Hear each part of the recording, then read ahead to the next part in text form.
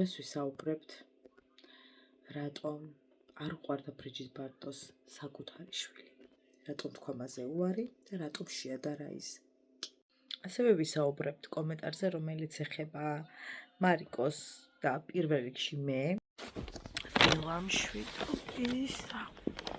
დილამშვიდობის მეგობრებო, რას ყლია 20 და წავიდეთ სამსახურში. მე უკვე ტრადიციად მეკცა ხმის დაკარგვა, ჩახლეჭა, გადახლეჭა. ეხლა მოცულობ შევხვდეს მარშრუტკა, მაგრამ ამაოდ სამწუხაროდ.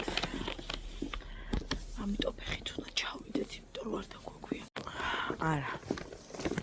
როგორც წესი ხოლმე, მე რომ მეჩქარება, მაგ დროს მარშრუტკა არ გვიწყობს ხელს. დღეს რაღაცა ძალიან მილამაზება თავი და ხო მშვიდობა მაქვს.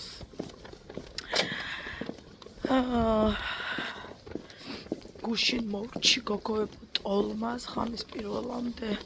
ანუ 2 დღეა მართლა ტოლმას ვაკეთებ.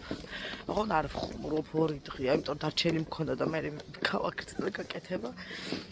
ანუ ბლინჩიკებისთაც გითხარით და რა ვაკეთე?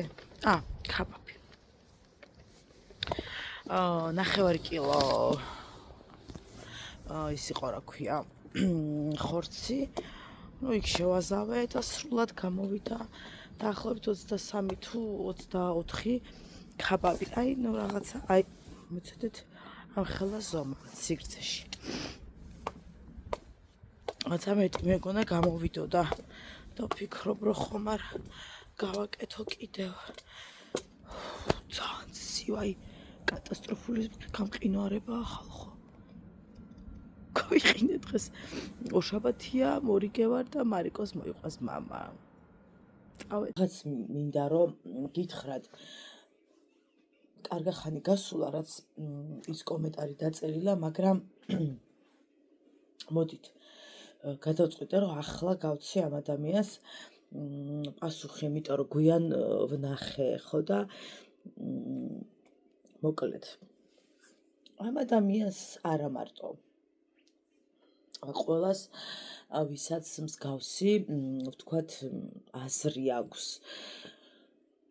მიუხედავად ისე, რომ მე ზოგადად პატივს ვცემ ადამიანების მოსაზრებას და ყველანი იცით ძალიან კარგად, მაქვს კიდე რაღაცა ჩემი ჩარჩოები, რასაც ვთვლი, რომ ძალიან ნორმალურია და ჩვეულებრივი ამბავია. მიუხედავად იმისა, რომ მე საჯაროდ გამო მაქვს ჩემი ცხოვრების გარკვეული ნაწილი და არა ყველაფერი, რა თქმა უნდა, იმიტომ რომ საკუთარი ცხოვრება ნიშნავს, რომ რაღაც საკუთარიც დავიტოვო, შესაბამისად ვიტოვებ კიდეც და ამაზე ბევრჯერ გვისაუბრია. ძალიან ბევრი რამ გამომაქვს. ძირითადად გამომაქვს ჩემი რაღაცეები, რასაც ხედავთ ხოლმე ხო თქვენ აქ და ასევე მარიკო. ჩემი ცხოვრების მნიშვნელოვანი ადამიანი მომყავს თქვენამდე. ზუსტად ვერ მივხვდი მწყენოდა თუ არა სიმართლე გითხრათ ეს კომენტარი. უბრალოდ ეს რაღაც არ მომწონს, როცა ვკითხულობ მსგავს კომენტარს და ალბათ არც ერთ დედას არ მოიწონება, მაგრამ ერთ-ერთი მე ვარ. ის რომ მარიამს ვზღუდავ, არ ვაძლევ არაფრის უფლებას, ჩემთვის ეს კომენტარი მისაღები ვერასოდეს ვერ იქნება. თქვენ ძალიან კარგად იცით და არაერთხელ მithქვამს, რომ ბევრ რამეში ვარ დედა და ბევრ რამეში ვარ დედაც, მეგობარიც, დაქალიც, მაკაციც, რა ვიცი, ყველაფერი. ბევრ რამეში ვარ დედაში, რაც გულისხმობ. არის რაღაცები, რასაც ვერ ვატარებ. არის რაღაცები, რასაც კი ბატონო მწყინს, კი ბატონო ბრაზდები ვშფოთავ, ბრაზდები ძირითადად ვშფოთავ, რო არის პრინციპში. მე ვარ ძალიან მშიშარა ადამიანი, ვარ ძალიან ემოციური ადამიანი და ბევრი ადამიანისგან განსხვავებით ძალიან ბევრ რამეზე სხვანაირად ვრეაგირებ ხოლმე. ეხლა აქედან როგორ ჩანს ჯანმრთელობა და აქედან როგორ ჩანს ხა კაცმა არ იცის და ალბათ ბევრისათვის ასე ჩანს, რომ აი მე ვზღუდავ და არაფრის უფლებას არ ვაძლევთ რა. არის ხოლმე მომენტები, რომ ხშირ შემთხვევაში რაღაცას რომ ვეუბნები, ეს ხოლმე ჩემი ხმა ისმის და არ ჩანს მისი ქმედება, რას აკეთებს და ბოლო პერიოდში დავაკვირდი, არ ჩანს ხშირად მარიამი და არ ვაჩენ ხშირად მარიამს გარკვეული მიზეზების გამო და მე ამ მიზეზებზე ადრეც გესაუბრეთ თქვენ, იმიტომ რომ რაღაცნაირი ტალღა იყო ერთი პერიოდი და იშვიათად ჩანს ხოლმე ხან ხშირად, მაგრამ მაინც უფრო რაღაცად ვერიდებით ამ ამბავს, მოკლედ რაღაცა პერიოდი ყოველ შემთხვევაში ხანდახან არის რომ თავადაც არ სურს და ნუ ასე შემდეგ, მოკლედ რა. როგორც არის. დიდი მადლობა ჩემი შვილის სიყვარულისათვის, ძალიან ბევრი ადამიანი ხართ, ვისაც ჩემი გოგონა გიყვართ და უღრმესი მადლობა. მე არ ვიტყვი მას, რომ ცუდად დამიწერა ვინმე კომენტარი. არა, ეს კომენტარი არ აღმიქვია ისე, რომ დედა და ვაი და უი და გული გადამეთუთ გადაშე ურაცხობა მომაყია თუ არა. ნუ მან ასე დაინახა და ალბათ ბევრი ადამიანი იქნება ასე დაინახავს, ბევრი ისე დაინახავს. როცა რაღაცას ვერ ხედავთ და მე ვხედავ აქედა, ხო?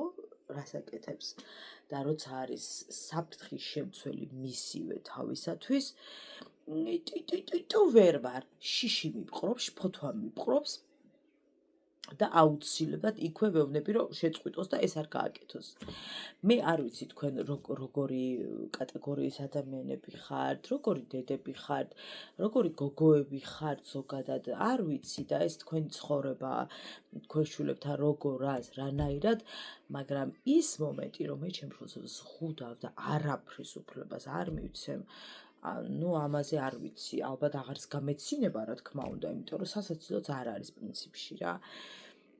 უბრალოდ მინდა გთხოვეთ, რომ თაი შეიკაოთ აი ამდაგვარი ფრაზებისაგან, იმიტომ რომ წასაკითხად ხალხო არც ერთი დედისათვის მარტივი არ არის. ვზღუდავ და არაფრის უფლებას არ ვაძლევ. ყოჩახ. ხო არ შეიძლება ყველაფერზე თქვენი დასკვნები წეროთ, რაც არც იცით ხალხო ზუსტად, ანუ თქვენ ხედავთ ჩემი ცხოვრების, რა ვიცი, ამდენსაც ვერ და სადაც რაღაც არ მომწონს კიდევ ერთხელ და მილიონჯერ განმეორდები, სადაც რაღაცის მეშინია, სადაც რაღაცაზე ფოთვა მიპყრობს, იმ ყველაფერზე რეაგირებ, რა თქმა უნდა. მე არ მომწონს, აი პირობითად ავიღოთ, ბევრი რამ არ მომწონს, ძალიან ბევრი რამ არ მომწონს. მაგალითად არ მომწონს, როდესაც ბავშვი, ჩემს შვილზე არ არის ამ შემთხვევაში საუბარი, ზოგადად ბავშვი მაგალითად, რა ვიცი, აი რა ვთქვა, ვერ ვხვდები. აი მაგალითად რაღაცას მიირთმევს და ყრის ძირს და ამაზე რეაგირება არ აქვს. ბავშვს არც დედას და ანუ ჩვეულებრივ მოვლენა. ესეთი რაღაც ჩემთვის არის, აი არ ვიცი რა. 1000-ჯერ უნდა აუხსნა, თუ ვერ მიხვდება, რატომ არ უნდა დაყაროს და თუ დაყრეს, რატომ უნდა აიყოს. ამასაც სწავლა უნდა, არიან ბავშვების კატეგორიები, ვისაც აი მისულდათ რაღაცა ძალიან დიდი დრო ამ ყველაფერზე, რომ გაითავისონ. აი მაგალითად, როდესაც ხედავ ავიდა კუბიკზე, რომელიც პუფია ეგრეთ წოდებული, პუფიდან გადავიდა რაღაცა, რა ქვია, რა ვიცი, იმას რო ეძახიან, რა ქვია, ტელევიზორის დაბლა რო დგას ხოლმე გრძელი, არ მახსოვს რა ქვია. ავიდა იმაზე და ვხედავ, რომ მიუახლოვდა ტელევიზორს იმდენად ახლოს, რომ მარიკო თავს რა წევს აარტყავს და დიდი ალბათობით, კარგად რო არტყეს, ჩამოვარდება ტელევიზორი, დააცემა თავს და მოკლედ უკვე ცუდად მაგ გული ამ ყველაფრის წარმოდგენაზე. ოღონდ არ ვიცი ეს როგორ გაგაგებინოთ ხალხო, რა რთულია ჩემთვის. და უამრავი რამ, რასაც ხა ბავშვი აკეთებს, რატომ არ უნდა ვუთხრა. ეს იმას არ ნიშნავს, რომ უშლი თამაშს, ეს იმას არ ნიშნავს, რომ ანუ ხო ხვდებით, მაგრამ მაქვს ჩემი რაღაცეები, დედის რაღაცა ინსტინქტები, რაც მაშინებს, ფოთვას იწვევს რაღაცები, მესმის ფოთვა ბავშვზე გადადის თუ რაღაცა, რა ვქნათ.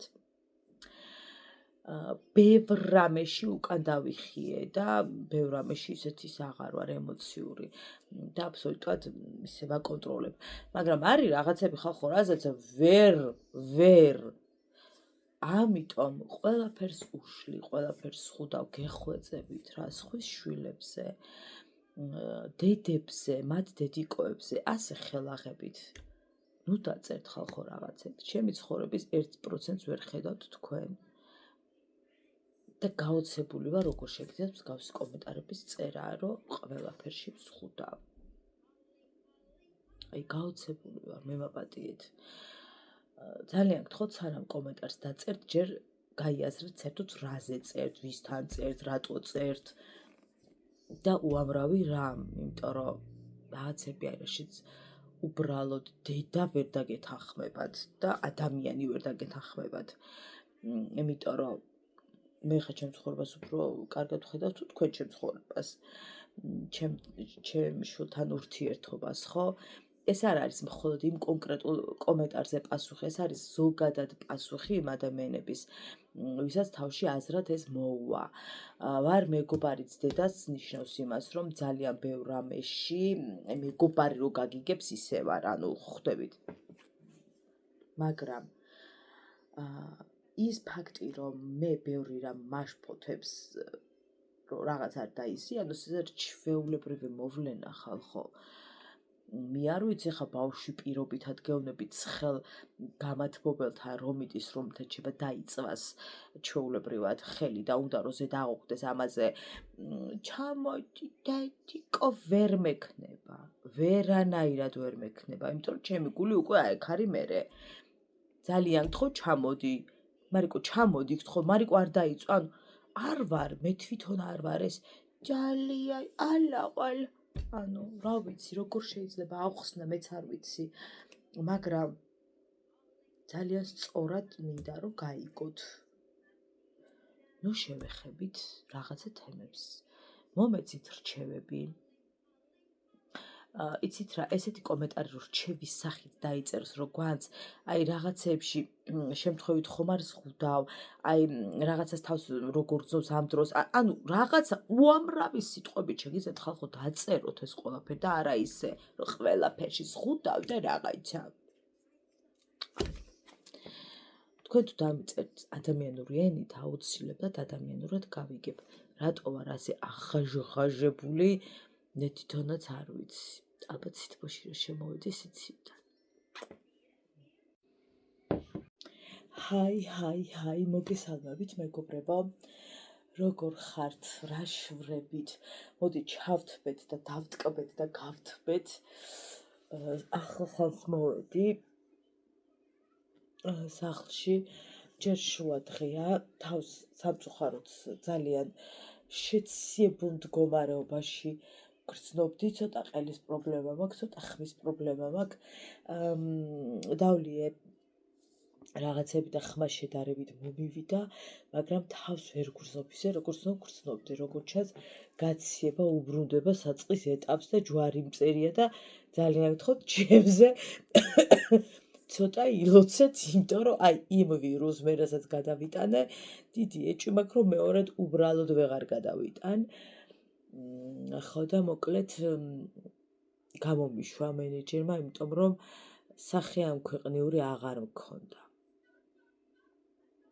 არ ვიცი რამდენად მეტყობა, მაგრამ ახლაც არ მგონია რომ კარგად გამოვიყურებოდე. დღეს დასრულდა ბოლო ზეიმი, დღეს არის 30 რიცხვი. ჩემი უსაყვარლესი პატარები ფრესკულის მოსამზადებელი, ანუ ჯგუფი ზეიმი დასრულდა, ძალიან ბედნიერები იყვნენ პატარები, ბედნიერები ჩვენ, ბედნიერები მშობლები და ძალიან კმაყოფილი ვარ ამ ყველაფრით და ემოციებით ვარ სავსე. ეხა ესე ვერ გადმოგცემთ იმ ემოციებს, იმიტომ დაცლილი და დაღლილი ვარ. ვიღაცისთვის ზეიმი არის ტაში, ტუში, ტანკლი, ტუნკლი, ვიღაცისთვის ბევრად მეტი, ვიდრე არის უბრალოდ ტანკლი, ტუნკლი. ამიტომაც ვარ ასეთი დაღლილი, ასე რომ გითხრა და რომ შევაჯამო, ასე ვთქვათ, იყო სპექტაკლი. მოკლედ და ძალიან კმაყოფილი ვარ. ძალიან კარგად გაართვეს თავი და იყვნენ ძალიან ლახები და მხიარულები.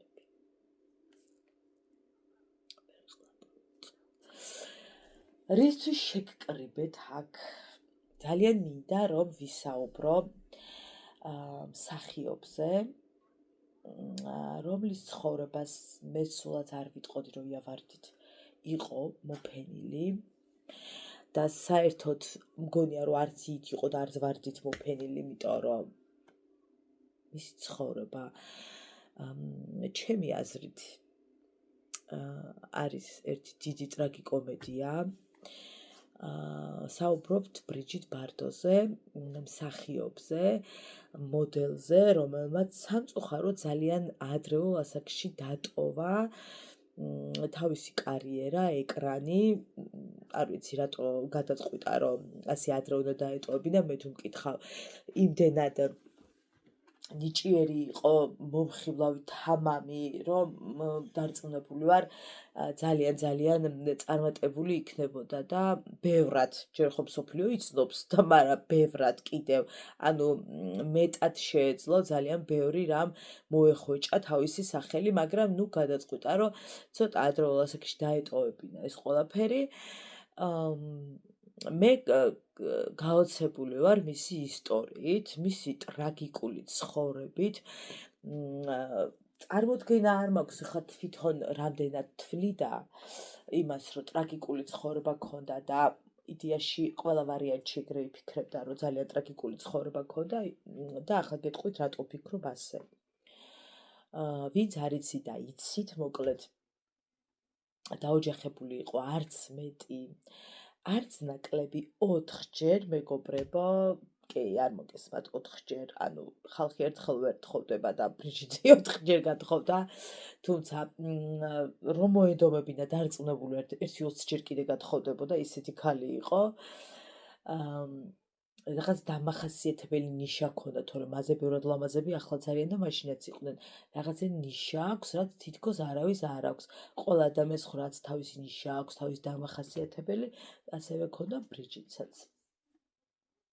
მოკლედ, მეორე როდესაც იქორწინა, ჩვენი ბრიჯიტი დაორსულდა, რაც მისთვის აღმოჩნდა აბსოლუტური კატასტროფა, იმიტომ რომ ბრიჯიტი წინააღმდეგი იყო საერთოდ იმის, რომ ყოლოდა შვილი, ემშობიარა და ზოგადად ეს დედაშვილობის ფენომენი მისთვის იყო რაღაცა გაურკვეველი, აბდაუბდა რაღაც, რაც არ უნდოდა და რისკენაც არ მიელტოდა და არანაირი გადაკვეთა არ სურდა, მაგრამ მოხდა ფაქტი ის, რომ დაორსულდა და ვერანაირად ვერ შეძლო მან აბორტის გაკეთება, რადგან იმ პერიოდში იკრძალებოდა აბორტი იმ ქვეყანაში,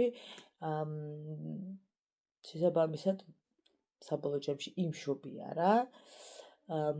პაპარაცები ნუ დღე და ღამე მის სახლთან იდგნენო და აბაყარაულობდნენო, ხოთ ფარდა გადაეწია და დაენახათ როგორი ორსული იყო და ემოციები მისი მოკლედ. მაგრამ მთელი თვეების მანძილზე ფარდები იყო გადმოწეული და ვერაფერს ვერავინ ვერ ხედავდა, ვერც ერთი პაპარაცი, მხოლოდ ფარდები. მეტი არაფერი არ ჩანდა, ასე ჩაიარა და განვლო მისმა ორსულობამ, რომელიც ასე ძალიან არ უნდოდა, ხანს რა ქნა, ხან რა ხერხებით, მაგრამ ნუ ვერ მოიშალა მოკლედ ვერაფრით ეს ბავშვი. წლების შემდეგ გამოსცა მემუარები, წიგნი, სადაც დეტალურად, ესე იგი, ახსნაო მისი რაღაცა ისეთი მოვლენები, თუ შეიძლება ამას მოვლენები დავარქვათ, რაც ჩვენთვის, მაგალითად, ჩემთვის აბსოლუტურად ჩინურია და ჩინური კიდე შეიძლება გაიგო, ანუ ამოუხსნელი რამ არის, თუმცა ყველაფერს აქვს თავისი ახსნა, რა თქმა უნდა. მაგრამ აი რო იტყვა ხოლმე, რომ აი ამოუხსნელი, აი დაახლოებით ამ იმით რო ვთქვათ რა ემოციით. როდესაც გაშორდა ის მეორე ქმარს, მოხდა ისე, რომ თან გააყოლა მოკლედ ეს ბავშვი და მასთან არანაირი სურვილი არ ჰქონდა სამწუხაროდ ურთიერთობის. პირდაპირ გითხრათ, ცოტა მასზე რაღაცნაირად დამეკარგა რა რაღაცეები შინაგანად, რაც თითქოს აი ძალიან აღმაფრთოვანებდა. რეალურად კადრს მიღმა და კამერის მიღმა ჩვენი ბარდო აბსოლუტურად სხვა ადამიანი იყო, აბსოლუტურად სხვა ემოციებით, რა თქმა უნდა, მსახიობის სულ სხვა ხარეკრად და ცხოვრებაში სხვა, მაგრამ მას კიდე თავის ცალკე ფილმი ჰქონდა, რაშიც ალბათ ყველაზე უბედური ისევ თავად იყო, მოკლედ. გაატანა ეს ბავშვი, არანაირი ურთიერთობები დიდად არ ქონია და მისი შვილი იხსენებს, რომ ჰქონდათ ძალიან იშვიათად ურთიერთობა და ისიც იმიტომ, რომ კამერებთან მოკლედ ჭირდებოდა ალბათ ტელევიზიებში ყოფილიყო, რომ აი შვილს ნახულობს და რაღაც რამდენგვარი რა. მე გეტყვით ახლა თქვენ ყველაზე მეტად რა არ მომეწონა, მაგრამ მანამდე იმას გეტყვით, რომ ძალიან დიდი შიში და იმედგაცრუება ჰქონდა იმის, რომ შვილმა წაართვა სილამაზე, რომ ორსულობამ, მშობიარობამ წაიღო მისი სილამაზე, წაართვა და ნუ მოკლედ არაფერი აღარ დარჩა მასში.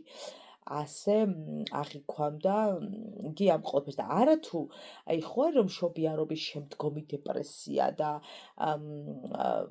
ორსულობის შემდგომი დეპრესია და რაღაცები, რაც ჩვეულებრივი ამბავია და ძალიან კარგად ვიცით ჩვენ ეს, ვისაც ეს გზა გაგვივლია ვიღაცისთვის, რომ იმედე და კიდე კაიათი არ გააჩინე რა, რომ მოგაძახებენ. ასე არ არის, მეგობრებო, შესაძლოა გააჩინო ერთი, მაგრამ იმხელა დეპრესიას ებრძოდე მერე, რომ ნუ აი არ ვიცი. ამ თემაზე მე არაერთხელ ვისაუბრე და ახლა არ ვისაუბრებ. თუმცა ძალიან რა არ მომეწონა, იმაზე გავჩერდი და გავაგრძელებ, ეს არის ის სიტყვები, რაც უწოდა საკუთარ შვილს ბარდო. ცოტა გაუგებარი კი არა, ძალიან გაუგებარია, რამდენად არ უნდა გინდოდეს ადამიანი, რომ ანუ ამ ყველაფერს შეადარო, ხა შეიძლება არ გინდოდეს შვილმა, აი გააჩნია ხო რას ადარებ ხალხო, ანუ ის იყოო კიბო, რომელიც იზრდებოდა 9 თვის მანძილზე და ჩემგან იკვებებოდაო, ჩემი სხეულიდანო, ჩემი ორგანიზმიდანო. კიბო ხალხო, ანუ საკუთარი შვილი შეადარა კიბოს, წარმოიდგინეთ. რამდენად არ უნდოდა და რამდენად გაურბოდა საერთოდ ამ რეალობას, რასაც ნიშნავს დედა, შვილი და ნუ ზოგადად ეს ფენომენი რა. თან დავლიოთ ცოტა ყელი იქნებს შემითბეს.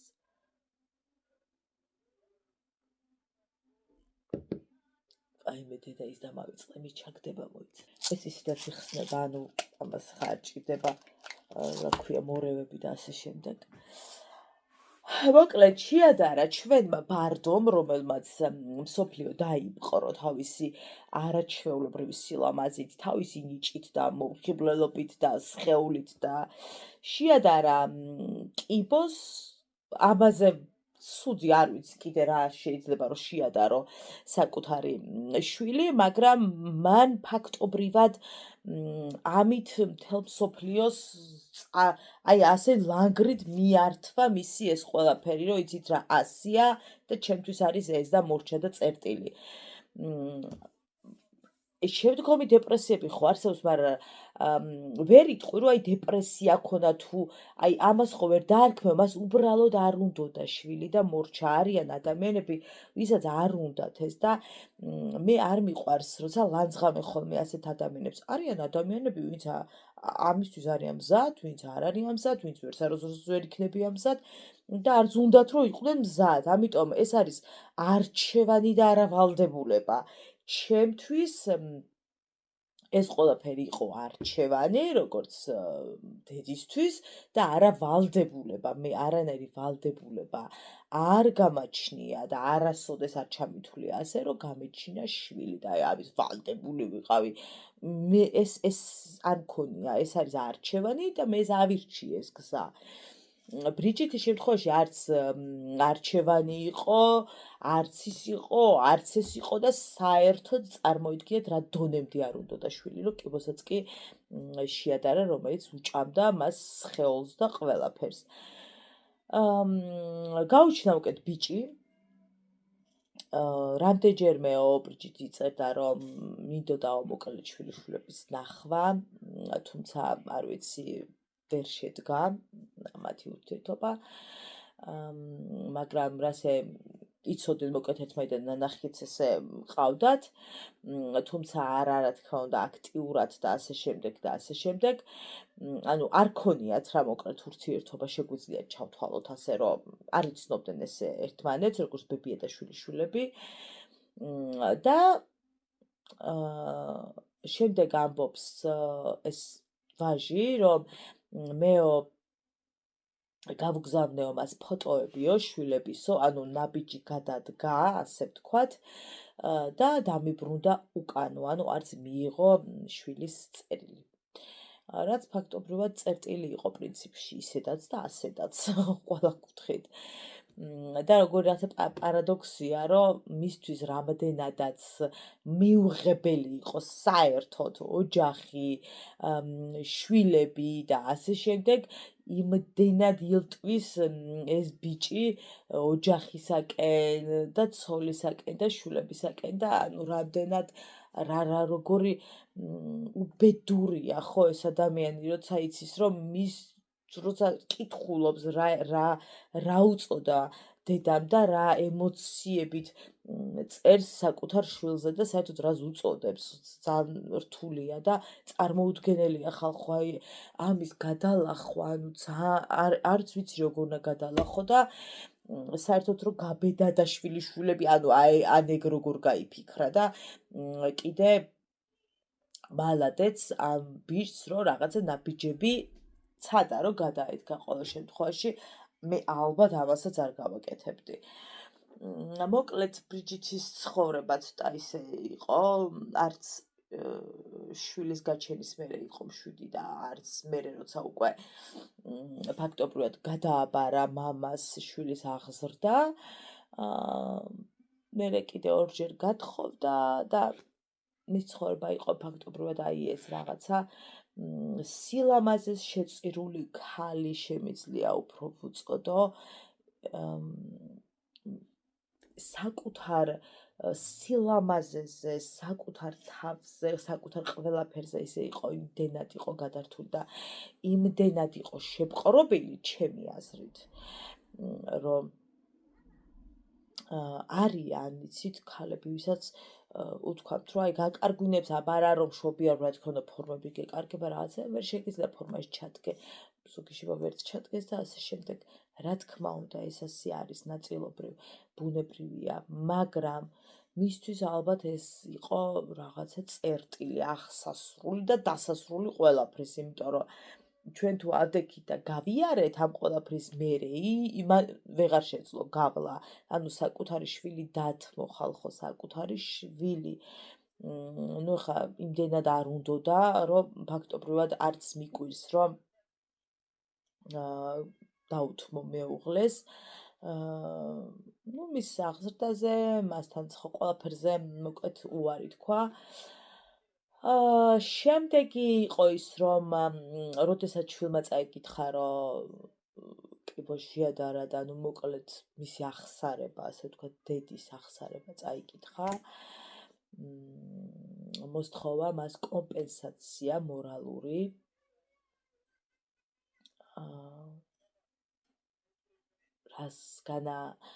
რას გიზავს ეგ ფული შენს გაუბედურებულ იმ ყველაფერს გულს ხო ვეღარაფრით დაიამებ, ბუნებრივია ამით ფულით ვერ დაიავებ, მაგრამ რაღაცა ნაბიჯი გადადგა, რომ აი მორალურად ხო ხდები დააგდო ბიჭი სრული ამ სიტყვის მნიშვნელობით, მეტი არ ვიცი მართლა რა უნდა ვუწოდო ამ ყველაფერს და ანუ ფაქტობრივად კომპენსაცია რომ მოთხოვა უთხრა პირდაპირ რომ ჩემს აღარაფერს ნიშნავდა მორჩა რა. ისედაც უკვე თქვა მქონდა, მაგრამ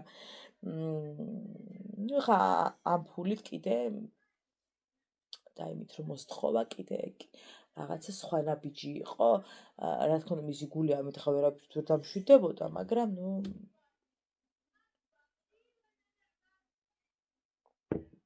ძალიან საინტერესო ცხოვრება ქონდა ბრიჯიტს რეალურად. ძალიან მჩქეფარე. ძალიან და უამრავი მამაკაცი დაძდებდა, აი ყველას ბრიჯიტი უყვარდაო, ყველასო და რა თქმა უნდა ეყარებოდა. ბრიჯიტ ბარდო იყო ის ყوارყაი რამდენჯერ მომისმენია. ხო შენიც არ მყავდე ბრიჯიტ ბარდო? თქვენ ხო გაგიგიათ ალბათ და თურმე ბრიჯიტ ბარდოს უკან რამხელა ტკივილი, რამხელა ტრაგედია და რამხელა ცოდვა პრინციპში. ცოდვების მეტი რაც ჩაგვიდენია, მაგრამ ანუ საკუთარ თავს მგონია, რომ გამოუტანა ამით განაჩენი, იმიტომ რომ მაინც მგონია რაღაცნაირად ბრიჯიტო 91 სასახლეში გარდაიცვალა და მგონია, რომ ამით არ ვიცი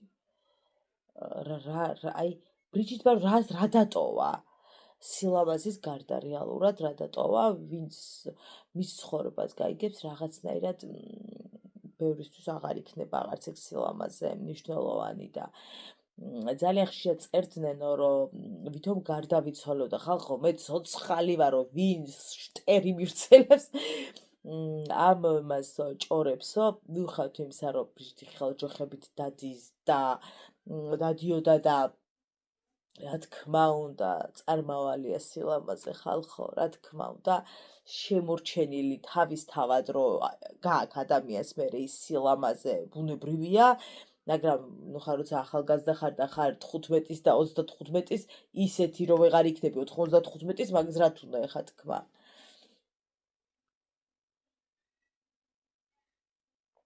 საბოლოო ჯამში ბრიჯიტს მხოლოდ სილამაზე გააჩნდა იმიტომ რომ არ ვიცი მეტი არაფერი არ ქონდა ალბათ იმიტომ რომ ძალიან ტრაგიკული ცხოვრება იცით რა ეხა თანო ფიქრობ ხო ტრაგიკული ეგ ჩემი გადმოსახედით ტრაგიკული ეხა ნახეთ ეგ ჩემი გადმოსახედით ქონდა ტრაგიკული ცხოვრება მაგრამ მან სადაც ის გადაწყვიტა რომ არაფრით არ უნდა შვილი და რა არცა და რომ უშო და ვერ მოიშალა ვერც ისევა ხან იქიდან გადმოხდა ხან ანუ ვერ მოიშალა ვერაფრით მუცელი არც კლინიკაში მოუშალეს აკრძალული იყო თუ გადაწყვიტა ის რომ შვილი დაეთმო მეუღლისთვის და საერთოდ არ ენახა და 1000-ში ერთხელ ენახა შვილი და არაფერს ჩართული არ ყოფილიყო ესე იგი მისთვის ეს არ იყო რა ეხლა ის რაც ჩვენთვის არის მაგალითად რომ აი მე გადავირევი ანუ ხვდებით შეიძლება ჩვენთვის იყო ტრაგიკული ცხოვრება აი მისას რო ვუყურებთ და ჩვენთვის იყო ტრაგიკული და ჩვენ ახ ვქავთ ასე ტრაგიკულად მაგრამ ის არ თვლიდეს ეგრე რომ ტრაგიკულად ვიღაც ხო ნებისმიერი ბარდო იქნება თუ პეტრე არ სულაც არ თვლიდეს კაცო რომ პეტრე მე ასე მომწონს და ვცხოვრობ აი ხო არიან ადამიანები რომ აი რაღაც არ მოგწონს მაგრამ და ფიქრობ რომ მე რაღაცა რაც ცუდი არა მისთვის სულაც არ იყოს ეს რომ ანუ რატო ამბობ ასე სულაც არ ვარ რომ რაღაც მაგას ვამბობ ანუ ვერ გაიგებ ჩემი გადმოსახედით ნამდვილად ტრაგიკული ცხოვრება ქონდა ანუ ეხა მე რაც წავიკითხე მან ბედნიერი ცხოვრება ვერსად ვერ ვნახე გარდა იმისა რომ მან სახელი დატოვა რაღაცა ბრიჯიტ ბარდო და წერტილი აი ამის გარდა რა იცხოვრა აი უბრალოდ არ ვიცი ხო გასაგებია მოგზაურობდა ანუ გასაგებია ეს ლაქშერული ცხოვრებები და რაღაც მაგრამ რეალურად ეს შვილიშვილებიც რომ უნდა დაენახა გაეცნო იქნებ ზუსტადაც რომ ეგ იყო ის რომ მე ვნანობ იქნებ ეგ იყო მაგრამ შვილს ვერ უთხრა ეგ რომ იცი რა ნანობ ხო ნანობ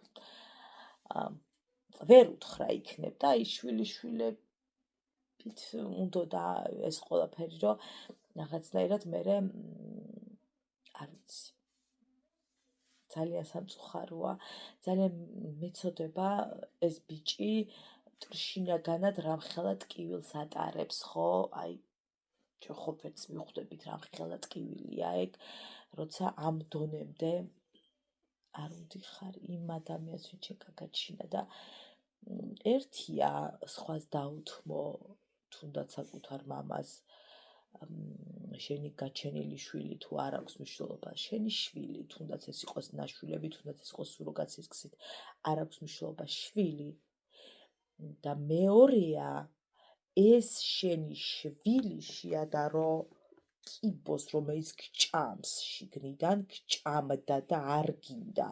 ანუ ხო ძალიან ისეთი ცუდი რეალობაა რა, ცუდად ხდება ყურებს ძალიან და ამის წარმოდგენა ხო საერთოდ არ ვიცი როგორ უნდა წარმოვიდგინო. ძალიან ცუდი, ძალიან სამწუხაროა. ჩვენი ბრიჯიტი.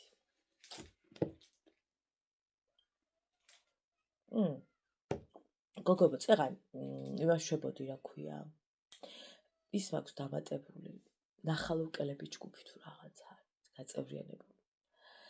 დი გამოაგდო რომ ხალხო მაკდონალდსი იხსნებაო და მაკდონალდსი ხო ისიც გახსნილია დაბლა კინო საქართველოს დაბლა ის საბას და იმის ტერიტორია მეთქი ეთყობა მაგას გულისხმობს ვინმე თქო და კომენტარებს ჩაუყევი და თურმე ნუ იტყვი და მეტრო ნაძალადებთან გვიხსნიან მაკდონალდს რომელიც